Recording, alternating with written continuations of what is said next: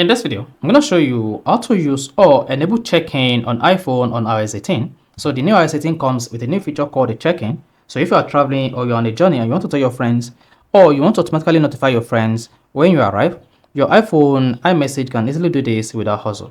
So if you're done with this video, you found this video helpful and informative, please don't forget to like and subscribe. Now, when you want to use check-in, all you need to do is open the messaging app just like this. Then you can see I have iMessage selected. So whoever is not using iMessage, you'll be able to use the check-in feature on your iPhone. Then go ahead and click on this plus icon. Now click on more. Here, just need to scroll down and click on check-in. Then you see check-in. Check-in is not available to send to this recipient. So this person is not using iOS 18 device.